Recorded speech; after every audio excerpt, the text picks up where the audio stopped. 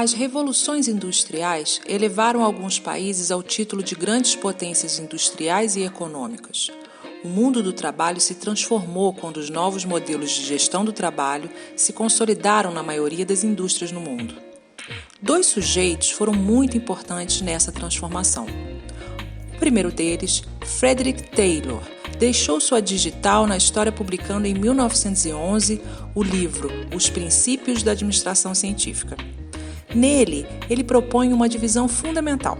Os operários executam o trabalho manual, especializado e repetitivo, e os gerentes controlam o processo de produção e executam o trabalho intelectual. O segundo sujeito, Henry Ford, fundador da empresa automobilística Ford, colocou em prática a divisão fundamental de Taylor. A partir da produção em massa de produtos similares e a divisão do trabalho entre operários e gerentes, Ford consolidou um novo processo de produção, denominado agora como Fordismo. O Fordismo pode ser compreendido como um processo de produção em massa através de uma linha de montagem de produtos mais homogêneos e do controle do tempo e dos movimentos na produção.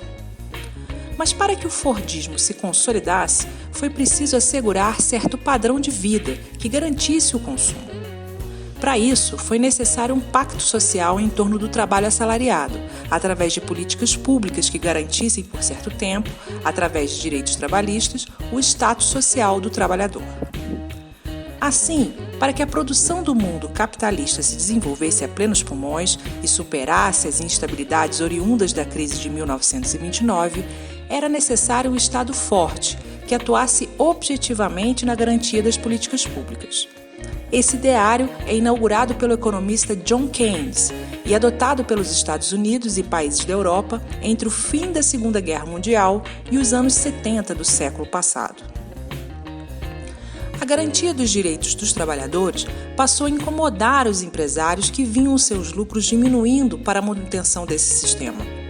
Foi quando no Japão, mais precisamente na fábrica de automóveis da Toyota, que um novo modelo de produção surgiu para em pouco tempo substituir o Fordismo. O Toyotismo eliminou o trabalho repetitivo, treinando seus operários como trabalhadores multifuncionais, como operadores de máquinas, diminuindo assim drasticamente a mão de obra nas fábricas. A automação, somada à orientação just in time, ou seja, com a fábrica produzindo a quantidade exata demandada, garantiu a reestruturação produtiva do capitalismo. O baixo número de funcionários nas fábricas e a utilização das terceirizações e subcontratações vem impactando fortemente o mundo do trabalho, diminuindo os postos de trabalho e consolidando altas taxas de desemprego em todo o mundo.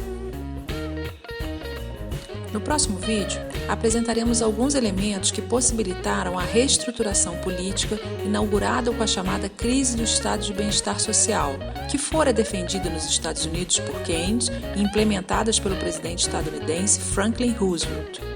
O estado de bem-estar social implementado nos Estados Unidos, quando o Fordismo transformou o modo de produção industrial americano, foi substituído pela cartilha do neoliberalismo, protagonizada pelos estadistas Margaret Thatcher na Inglaterra e Ronald Reagan nos Estados Unidos. Seus efeitos no Brasil e na América Latina se fazem presentes até os dias atuais. Até lá e bons estudos!